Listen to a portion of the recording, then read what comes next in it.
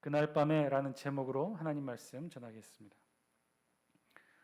어느 통계 회사에서 인간의 일생을 대상으로 조사를 한 것이 있었습니다. 인간이 과연 일생을 살아가면서 어떻게 시간을 쓰고 있는지를 조사를 해봤는데요.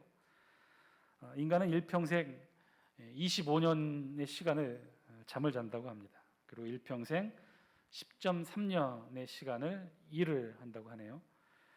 그리고 인간은 일평생 4.3년간을 운전하면서 시간을 보내고요. 또 인간은 일평생 3개월 동안 교통체증에 갇혀 지낸다고 합니다. 또 인간은 일평생 1년 반 정도의 기간을 화장실에서 보내고요.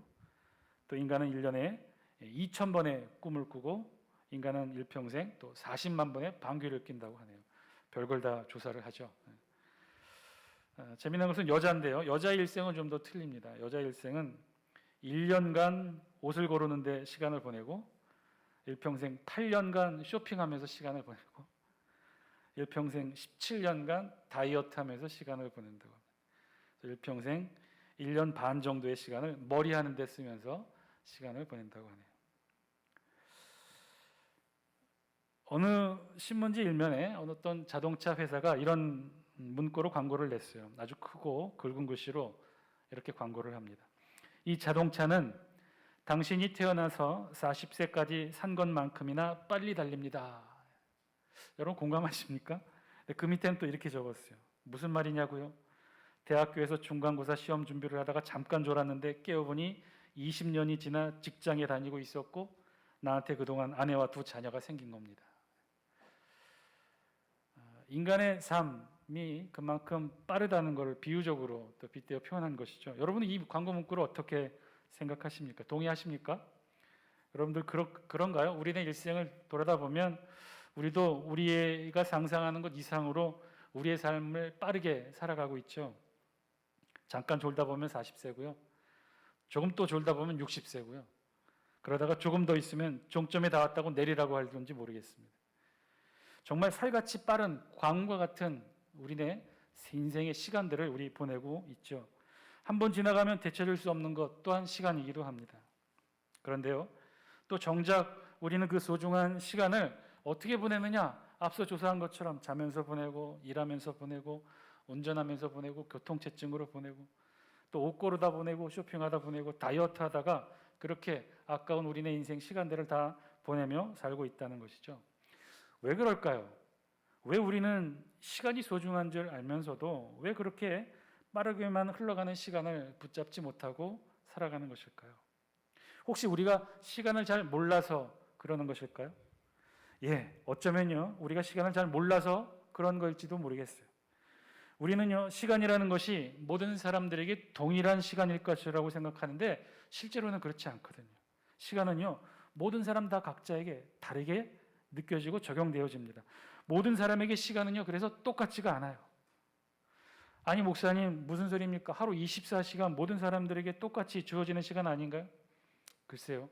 시간의 물리적 총량은 하루 24시간으로 같을지는 몰라도 실제 그 안에서 경험하는 시간은요, 절대로 같을 수가 없어요. 예를 들어, 목포에서 서울로 올라가는 기차에 2 청년이 탔다고 가정합시다. 그런데 한 청년은요, 사랑하는 애인을 만나러 가는 길이고요, 또 한 청년은요, 군 입대하는 중이에요.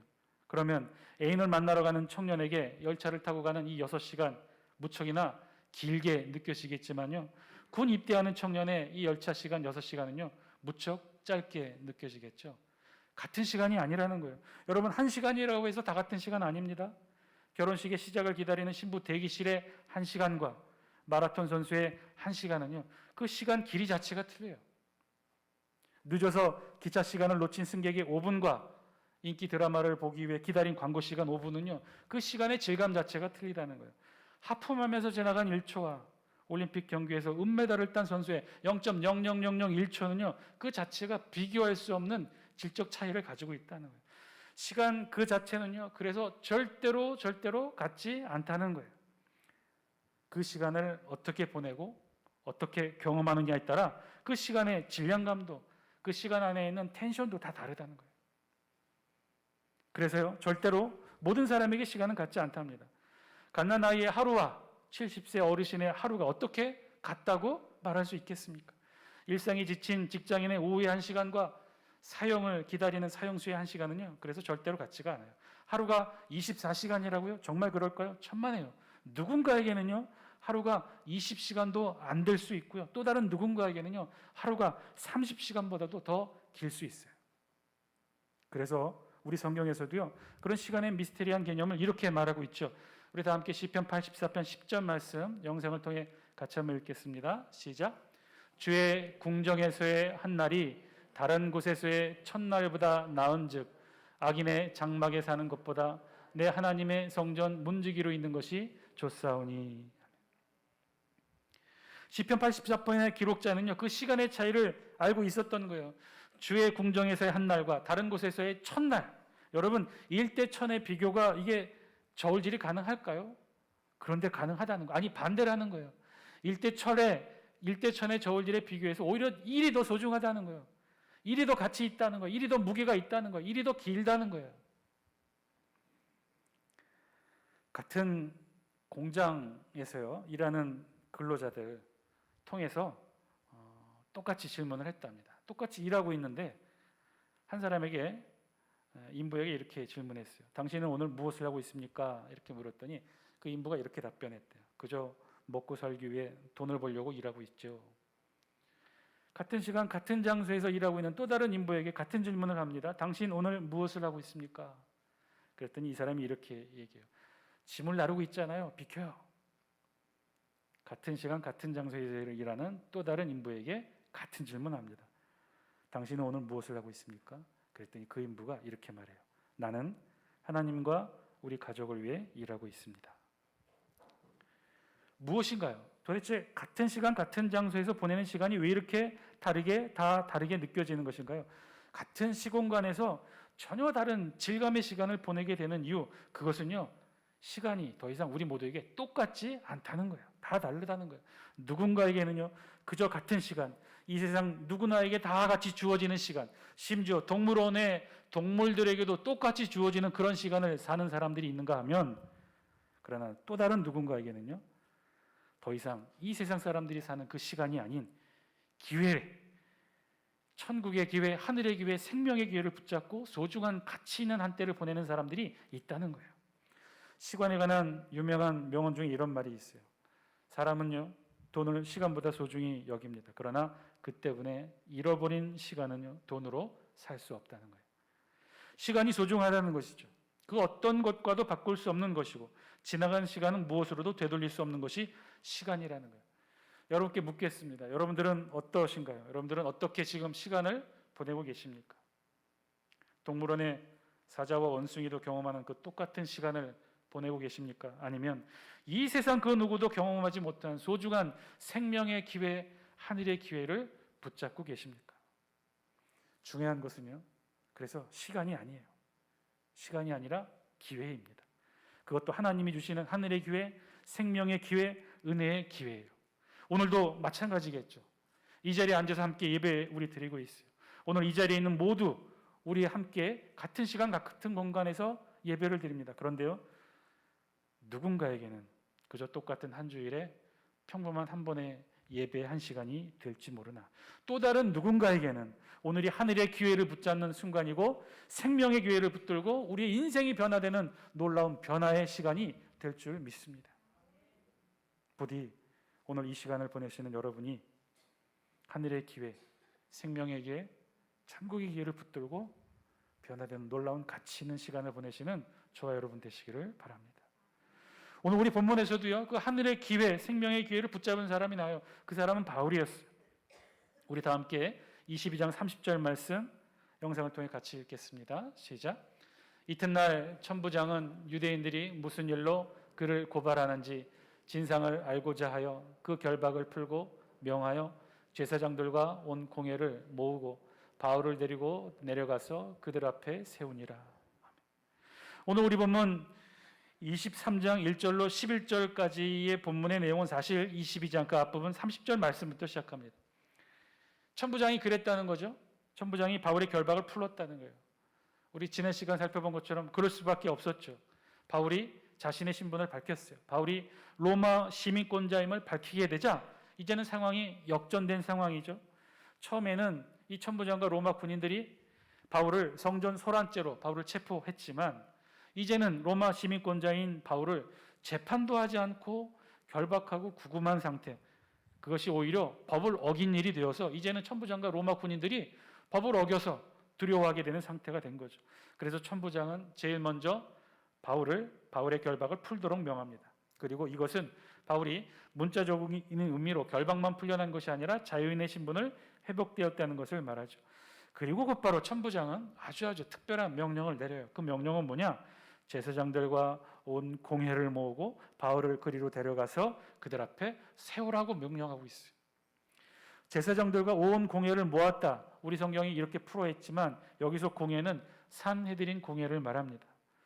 이 산헤드린 공회는요 71명의 회원으로 이루어져 있는데 주로 서기관들, 장로들, 특별히 대제사장 가문 중에 최측근들, 그리고 제사장, 대제사장들로 이루어진 그런 회원 공동체예요.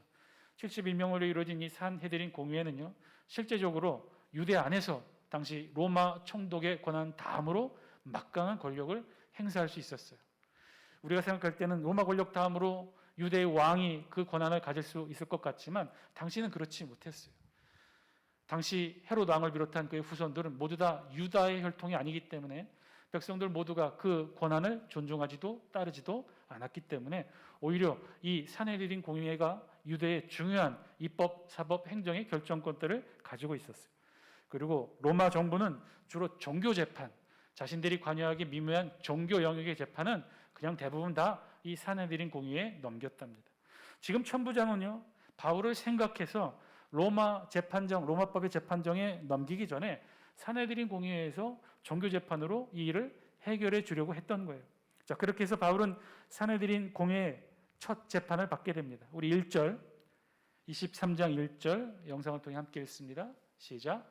바울이 공회를 주목하여 이르되 여러분 형제들아 오늘까지 나는 범사의 양심을 따라 하나님을 섬겼노라 하거늘. 이 자리에서 바울은요 자신의 결백함부터 먼저 변론하는 거죠. 오늘까지 나는 범사의 양심을 따라 하나님을 섬겼다. 재판받는 그 시작 초반에 바울은 스스로를 변론하면서 자신은 무죄하다고, 죄가 없다라고 그렇게 무죄를 선언했던 거예요. 그런데 이 바울의 첫 일성 이 변론이 재판을 하려고 모여든 이들에게 매우 불편하게 들려졌나 봐요. 우리 2절 말씀 영상을 통해 함께 읽습니다. 시작. 대제사장 아나니아가 바울 곁에 서 있는 사람들에게 그 입을 치라 명하니. 산헤드린 공회의 의장인 대제사장 아나니아가 바울의 입을 치라고 명령을 내린 거죠. 여러분, 입을 치라, 이게 어떤 의미일까요? 우리 그냥 단순히 생각하기에 말하는 중에 상대 입을 손으로 이렇게 툭 쳐서 입을 막으라는 의미 정도로 우리가 이해할 수 있는데 사실은 전혀 그렇지 않고요. 입을 치라의 원어에 해당하는 헬라어는요 팁테인이라는 단어인데 이 단어는 손바닥뿐만 아니라 주먹으로 혹은 막대기로 혹은 채찍과 날카로운 도구로 입을 치라는 거예요. 그래서 이거는요 굉장히 폭력적인 형태의 형벌, 체벌을 의미합니다. 그럼 왜 하필 입을 치라고 했을까요? 다른 신체 부위도 많이 있을 텐데 유대인들에게 뺨이나 입을 때리는 행위는요 그 사람의 인격을 모독하는 행위였어요. 그러니까 입을 체벌과 형벌로 치라는 이 말은요 그 사람의 신체와 영적인 인격 자체까지도 손상을 주는 그런 형벌, 체벌이었던 거죠. 자, 이 명령을 내린 대제사장 아나니아는요 역사가 요세푸스의 기록에 의하면 굉장히 탐욕스럽고 성질이 포악하고 잔인하다고 알려졌어요. 대제사장의 지위를 이용하여 성직을 더럽히는 사람으로 평가받았고 그래서 백성들의 조롱을 받았던 인물이에요. 굉장히 친로마적 성향을 가지고 있어서 유대 민족주의자들로부터도 굉장한 미움을 받았던 인물입니다. 심지어 AD 66년 이 유대 전쟁사, 로마와 유대가 전쟁을 치렀는데 그 전쟁이 발발했을 때 백성들이 제일 먼저 총독의 집으로 달려간 것이 아니라 이 대제사장 아나니아의 집에 달려가 그 집에 불을 질렀어요. 그만큼 백성들의 원성을 샀던 포악한 성격의 소유자, 그 소유자가 바울의 이 말을 들으니 못마땅하게 여겼고 그가 재판장에서 서자마자 자신은 양심을 따라 하나님을 섬겼다고 하는 이 말을, 죄가 없다고 하는 이 말을 이 대제사장 아나니아가 가만둘 수가 없었죠. 그래서 이 대제사장 아나니아는 판결이 내려지기도 전에 그렇게 형벌을 바울에게 내리도록 했던 거예요. 자, 그러자 바울이 이렇게 대꾸합니다. 3절 말씀 같이 한번 읽습니다. 시작. 바울이 이르되 회칠한 담이여 하나님이 너를 치시리로다. 내가 나를 율법대로 심판한다고 앉아서 율법을 어기고 나를 치라 하느냐 하니. 바울이 회칠한 담이여라고 빗대어 아주 과감하게 상대에 대해서 모욕감을 주고 있죠. 이 회칠한 담 어디서 많이 좀 들어본 표현 아닙니까? 우리 예수님도 이 비슷한 표현으로 말씀을 하신 적이 있죠. 회칠한 무덤 같다. 서기관과 바리새인들의 외식함을 지적할 때 우리 예수님도 이 표현을 했었죠. 회칠한 무덤. 회는요, 회를 칠했기 때문에 하얗습니다. 그래서 깨끗해 보여요. 예뻐 보이고 정결돼 보여. 그런데 그게 무덤이라면 겉은 예쁠지 몰라도, 겉은 깨끗할지 몰라도 그 안에는 썩고 있든 썩어 냄새나는 그 상태를 의미하는 것이죠. 그래서 이 의미는요, 위선자에 대한 질책을 할 때 사용되는 표현이에요. 바울은 그 표현을 살짝 바꿔서 회칠한 담이라고 표현합니다. 담이 있는데요, 낡았어요. 그래서 금이 갔어요. 다 깨어져요. 그런데 거기에 하얀색 흙가루를 예쁘게 칠해놓은 거죠. 그렇게 위선적인 모습에 대한 질책으로 회칠한 담이요 하나님이 너를 치시리로다 라고 바울이 지금 재판장인 대제사장 아나니아를 향해 맞받아치면서 이야기를 했던 것이죠. 왜 이렇게 자신 있게 이야기할 수 있었을까? 이유가 있었어요. 이유는요, 그 말씀 속에 담겨있는 내용인데, 내가 나를 율법대로 심판한다고 앉아서 율법을 어기고 나를 치라 하느냐. 바울은 지금 이 사실을 지적하는 거죠. 대제사장 아나니아가 산헤드린 공회에서 율법을 어겼다는 거. 어떤 법을 어긴 거예요? 마찬가지로 바울도 지금 재판을 아직 받지도 않았잖아요. 판결이 끝나지도 않았잖아요. 유무죄 여부가 아직 확정되지도 않았는데 지금 대제사장 아나니아가 뭘 명했어요? 입을 치라고 하는 형벌, 체벌을 명했잖아요. 그러니 율법을 어긴 건 대제사장 아나니아 당신이라는 것이죠. 자, 그러자 4절 곁에 섰던 우리 같이 한번 읽겠습니다. 4절입니다. 시작. 곁에 선 사람들이 말하되 하나님의 대제사장을 내가 욕하느냐? 내가 어떻게 대제사장을 모욕할 수 있느냐? 이렇게 물었던 것이고, 당시 대제사장이 아무리 밉고 마음에 맞지 않는다 하더라도 이렇게 모욕적인 말을 면 앞에서, 사람 앞에서 하지는 못했어요. 왜냐하면 이런 대제사장들은 하나님께서 세우신 자라 여겼기 때문에 대제사장에게 불손하게 하는 건 하나님께 불경죄를 범한다고 생각했던 거죠. 자, 그래서 이 말을 한 것인데 바울이 아주 재밌는 말을 합니다. 우리 그 다음 5절 말씀 같이 한번 읽어볼까요? 시작. 바울이 이르되 형제들아 나는 그가 대제사장인 줄 알지 못하였노라. 기록하였으되 너의 백성의 관리를 비방하지 말라 하였느니라 하더라. 영상 계속 띄워주실래요? 후반에 보면 뭐라고 그럽니까? 너의 백성의 관리를 비방하지 말라. 이건 율법에 있는 이야기예요. 모든 관리에 대한 그 권한은 하늘로부터 왔기 때문에 다 복종하라고 하는 말이 율법에 있기 때문에 바울도 그 사실을 안다는 거예요. 나도 아는데, 그런데 내가 그 사람이, 지금 나에게 말을 한 사람이 대제사장인 줄 알지 못했다는 거죠. 대제사장을 왜 바울이 알지 못했을까? 아마도 추정컨대 지금 천부장 로마 군인의 요청에 의해 산헤드린 공의회가 갑작스럽게 열렸고 정기적인 모임이 아니기 때문에 아마 이 대제사장이 자신의 신분을 알리는 대제사장의 복장을 갖추지 못하고 왔던 것 같아요. 그리고 바울은 20년가량 예루살렘을 들락날락하면서 계속 거주하지 않았기 때문에 그 기간에 대제사장이 여러 번 바뀌었을 때 누군지를 알지 못했던 거죠. 자, 그래서 그쯤 되었을 때 바울이 한 가지 꾀를 내었던 사건을 우리 성경에 기록합니다. 우리 6절 말씀 같이 한번 읽겠습니다. 시작. 바울이 그중 일부는 사두개인이요 다른 일부는 바리새인인 줄 알고 공회에서 외쳐 이르되 여러분 형제들아 나는 바리새인이요 또 바리새인의 아들이라. 죽은 자의 소망 곧 부활로 말미암아 내가 신문을 받노라. 바울이 이렇게 가만히 보니까 이 산헤드린 공의에 모인 71명을 보니까 71명이지만 두 부류로 나누어질 수 있었다는 거예요. 실제로 산헤드린 공의회를 구성하고 있는 회원들은요, 두 파로 나눠져 있었어요. 한 파는 사두개파고요, 다른 한 파는 바리새파였어요.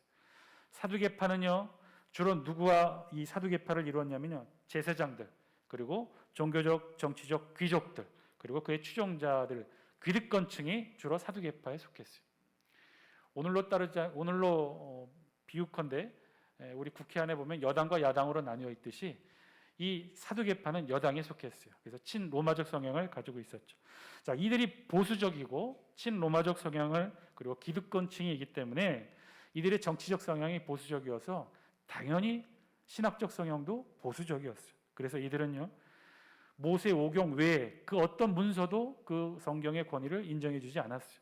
그리고 특별한 신학적 사고를 가지고 있었는데 하나님이 시내산에서 이스라엘 백성들에게 율법책 모세오경의 말씀을 준 것으로 하나님은 다 하셨고, 이후 하나님은 인간 세상사에 절대 섭리로 관여하지 않는다는 생각을 가지고 있었어요.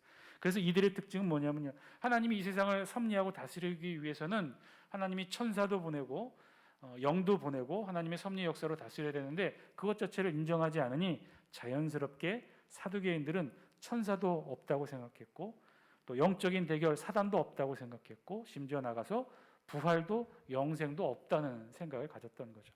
아주 독특한 신학적 사고를 가지고 있었어요. 그에 반해 바리새인들은 또 전혀 다른 층을 형성합니다. 새롭게 형성된 신흥 세력이었어요. 그래서 성향 자체가 진보적이에요.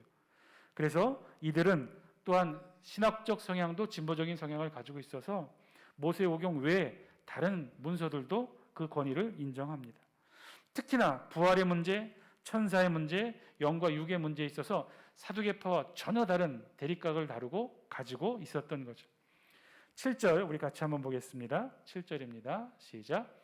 그 말을 한즉 바리새인과 사두개인 사이에 다툼이 생겨 무리가 나누어지니. 바울이 무슨 말을 한 거예요? 나는 바리새파 사람이다. 사두개파와 바리새파 71명이 모여 있는 가운데 나는 바리새파다라고 이야기했고 그리고 뭐라고 그랬어요? 나는 부활 문제 때문에 부활을 믿는다는 이유로 이 재판장에 섰다라고 이야기를 한 거죠. 이 이야기가 결국은 화근이 되어서 이제 문제의 발단은 사내들인 공회에 있는 사두개파와 바리새파 사이의 논쟁으로 바뀝니다. 우리 8절 같이 한번 읽습니다. 시작. 이로 인해 이는 사두개인은 부활도 없고 천사도 없고 영도 없다 하고 바리새인은 다 있다 함이라. 그랬던 거죠. 이렇게 해서 다 사두개인과 바리새인들이 크게 더 큰 논쟁으로 시끄러워지게 된 거예요. 이 둘 사이에 다툼이 생겨난 거죠. 그 다음 절 읽겠습니다. 그 다음 절 우리 같이 한번 읽겠습니다. 우리 9절 말씀 함께 읽겠습니다. 시작. 크게 떠들새 바리새인 편에서 몇 서기관이 일어나 다투어 이르되 우리가 이 사람을 보니 악한 것이 없도다. 혹 영이나 혹 천사가 그에게 말하였으면 어찌 하겠느냐 하여. 큰 분쟁이 일어났다는 거예요. 이로 인해서 크게 분쟁이 일어났다는 거예요. 이로 인해 큰 분쟁이 생기니 천부장은 바울이 그들에게 찢겨질까요? 군인을 명하여 데려가 무리 가운데서 빼앗아 다시 영내로 들어가라, 그렇게 명했던 거예요. 더 큰 분쟁이 일어난 거예요. 사두개인과 바리새인끼리 서로 싸우면서 논쟁을 해서 더 이상 이 산헤드린 공회의 재판이 이루어질 수 없게 됐던 거죠. 그래서 결국은 바울이 다시 로마 군들의 보호를 받으며 안토니아 요새로 다시 한번 들어가게 됩니다. 자, 그리고 그 다음 마지막 11절 우리 같이 한번 읽겠습니다. 시작. 그날 밤에 주께서 바울 곁에 서서 이르시되 담대하라, 내가 예루살렘에서 나의 일을 증언한 것 같이 로마에서도 증언하여야 하리라 하시니라. 아멘. 바로 그날 밤에 주님이 바울을 찾아오셨다는 거죠. 주님께서 그날 밤에 바울을 찾아오셔요. 그리고 바울을 만나 주십니다. 그리고 바울에게 소중한 명령을 다시 한번 내리죠. 그러면 우리 질문이 있어요. 왜 그날 밤에 주님이 찾아오신 것일까? 그날 밤이 어떤 날인가요? 지금 주님은요, 바울의 어떤 상황 가운데 찾아오신 거죠? 다메섹 도상에서 주님을 만난 이후 또다시 주님을 만나게 된 건데, 또다시 주님을 만난 그 상황, 그날이 어떤 거예요? 바울이요, 다메섹 도상에서 주님을 만난 이후 무수한 날들을 보내지 않았습니까? 많은 시간들을 보냈어요. 많은 밤들을 보냈어요. 그런데 그 많은 밤들 가운데 주님이 찾아오시진 않았어요. 그런데 오늘 주님이 찾아오십니다. 그날 밤에 찾아오셔요.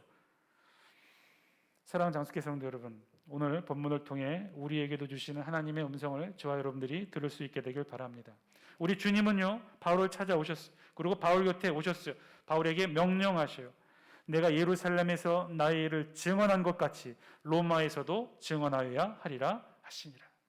결국 바울은요, 이 하나님의 음성대로, 주님의 음성대로 로마에서도 주님을 증언하는 삶을 살아요. 그리고 하나님께 영광스러운 삶으로 마지막을 보내게 됩니다. 그런데요, 바울에게 그 많은 날들이 있었고 많은 밤이 있었지만 주님이 찾아오신 날은 그날 밤이었어요. 우리 주님은 바로 그날 밤에 바울을 찾아오신 거죠. 바울에게 수많은 날들과 시간들이 있었지만 주님이 찾아오시고 주님을 만난 밤은 그날 밤이셨어요. 주님이 오셔서 만나주시는 그날 밤. 그렇게 우리에게도 오는 것이겠죠. 우리도 수많은 시간이 있습니다. 수많은 밤들이 있지만 주님이 오셔서 만나주시는 밤은요, 그날 밤이라는 거예요. 사랑하는 장숙기 성도 여러분, 우리를 찾아오시는 주님도 이와 같을 줄 믿습니다. 우리에게도 수많은 날들이 있죠. 우리도 수많은 시간들을 보냅니다. 소위 세상에서 말하는 24시간을 365일, 24시간 365일을 우리도 보내요. 우리에게도 그렇게 흘러가요. 그러나 주님이 찾아오셔서 만나주시는 시간은 그런 시간이 아니라는 거예요. 누구에게나 다 찾아오는 똑같은 시간이 아니라는 거예요. 동물원에 사자나 곰에게도 주어지는 그런 똑같은 시간에 우리 주님이 찾아오시는 것이 아니라는 거예요. 우리 주님이 찾아오시는 건 언제 오셔요? 그날 밤에, 바로 그날 밤에 주님이 우리를 찾아와 만나주신다는 거예요. 어쩌면요, 지금이 그날 밤인지도 모르겠어요. 똑같이 한 주일에 예배를 드리고 그저 그렇게 한 주일을 보내는 그런 똑같은 시간이지만 우리 주님이 이 시간에 찾아오십니다. 그날 밤의 시간으로 찾아와서 누군가를 만나주시고 누군가의 삶을 변화시켜 주시고 누군가의 삶을 천국과 영생의 삶으로 새롭게 이끌어 주신다는 거예요. 우리 주님은 그렇게 찾아오신다는 거죠. 어쩌면 지금 이 시간도 그날 밤을 맞이하고 있는 누군가가 있을지도 모르겠어요. 지금 이 시간 주님을 만나고 주님의 음성을 듣고 주님의 특별한 은총을 경험하시는 분이 저와 여러분 모두가 되시기를 주의 이름으로 간절히 축원드립니다. 우리에게 오는 하늘의 기회는 그렇게 오는 거라는 거예요. 누구나 다 경험하는 똑같은 시간, 기회적 시간 24시간으로 오는 것이 아니라 동물원의 동물들도 누리는 그런 시간에서 오는 것이 아니라 가장 특별한 시간, 특별한 하늘의 기회로, 특별한 생명의 기회로 주님이 그렇게 저와 여러분들을 찾아오셔요.